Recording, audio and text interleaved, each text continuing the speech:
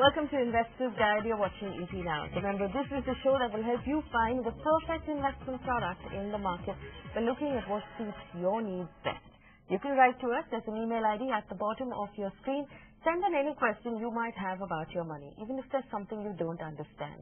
Let's get straight to it. Over the next half hour, we'll tell you how you can file your taxes online. We'll help a 42-year-old save up 2 crore rupees for his children's future and his own retirement. And in our product review this week, we'll look at the Tata Infrastructure Fund. Right, let me bring in GANESH, the CEO of Value Research and our in-house mutual fund expert who joins us every week. GANESH, it's always a pleasure to have you on the show. Thank you. Let's get straight to our portfolio versus portfolio segment. For 42-year-old GANESH has written in, he tells us he has a monthly income of 1.8 lakh rupees. He plans to retire in 16 years. Now, he wants to save about 1 crore rupees for his 2 children and buy a home to help him reduce his tax burden. Now, he has 70 lakh rupees invested in fixed deposits and 15 lakhs in shares and mutual funds in equity. It seems like his equity portfolio is a lot smaller than it should be at this point. He wants to know if his goals are achievable. GANESH, would you recommend that he realign his allocation? Absolutely. I think, one, he is in the highest tax bracket. And if he is into fixed deposit so substantially, the annual interest income is also getting added to his income. So in that sense, if he has substantial money into fixed deposit, which is yielding decent return, but is not beating inflation, I think it will be desirable. But it is also a function of, your own risk tolerance. Even though he has about, 15, 18 years, he's away from his retirement. But still, if he's conservative, then I would suggest him to go get into a slightly different allocation, not necessarily an aggressive portfolio or even a stable growth portfolio. Maybe he should go for a conservative portfolio. But he must attempt to be there, because without that, he will not be able to beat inflation. He will have the notion of his investments accumulating and working. Maybe it will be enough for him. I don't think he'll be deprived of, and that is what a conservative investor, if he so desires, that will be the case. And he may not run the risk of outliving his savings, because he has saved substantially. But still, it may not be the optimum return, and even, it will be worthwhile to take a little bit of risk with his allocation. And I think today it is in a completely, it is reverse of what ideally it should be. He should move a little bit on his allocation on equity. So, GANESH, your advice you're getting right now is that you need to relook at your equity allocation. It needs to be at least 30% of your entire portfolio. So, GANESH, if you were to move a little more money into his equity portfolio, where would you recommend he invest it? I would suggest him, at least he has an allocation like that of our conservative portfolio. But the conservative portfolio may not be a good match for him, because it is not a very tax-efficient vehicle. It is planned as, it's filled with funds which has a high fixed income allocation. And so I would suggest that he thinks in terms of having a 30% allocation to equity. And he looks at our growth portfolio without the fixed income fund and replicates that. 70% fixed income portfolio which he can look at is his provident fund deduction, his fixed deposit, and maybe, even 75%, maybe having a 20% allocation to equity if he is taking into account his real estate holding, because I would assume that it's the income yielding. I would slot it as that. And so if he is looking at all his financial assets, and the house in which you are not living in can be treated as one, I would imagine that 20% of your overall or 30% of the plain financial assets could well be replicating our growth portfolio. Right, our growth portfolio is flashing on your screen right now. The ranges are suggesting that you increase your allocation to equity if you wish to beat inflation over the next 16 years. Considering you have 16 years on your hands, GANESH, that's enough time to be investing a little more in equity, taking on a little more risk.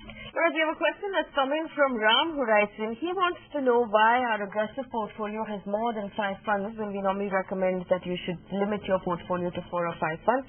He also wants to understand why we have a quantum long-term equity allocation of 5% in our aggressive portfolio. GANESH. Aggressive portfolio, we violate our own rule that it should be 4 or 5 funds. Most other portfolios are like that. Aggressive portfolio was intended to be having a bunch of funds which are opportunistically well poised to capitalize on some opportunity.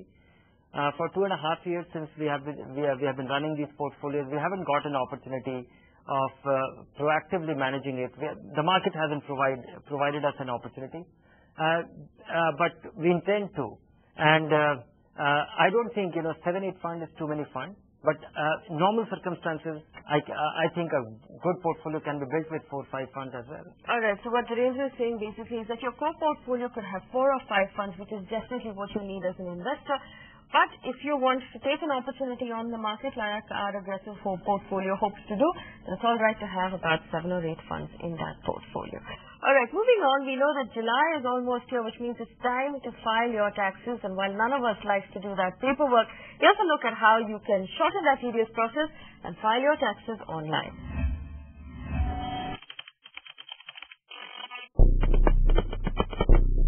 It's that time of the year again, when you need to file your taxes for the last financial year. But before you actually get to it, you need to have your paperwork in order. First up, make sure your bank statements tally with your reported income. Also, all your expenses should correspond with cash outflows in your bank statement. Next, you need to have a copy of all the challans or receipts which show that the taxes have been deducted correctly from your income. Now comes the easy part. Filing your taxes online is a fairly simple procedure. Keep your Form 16 handy and you're ready to go. www.taxsmile.com has the easiest process of filing your taxes. First, you need to sign up on the site with your email address. Once you're logged in, click on Prepare to start filing your returns for 2012. You will need to fill your personal details and your PAN. The website also asks for your contact information and the details of your employer. In the next section, all you have to do is key in figures from your Form 16, your annual salary income, the tax that has already been deducted, and any other external income you may have earned over the course of the year.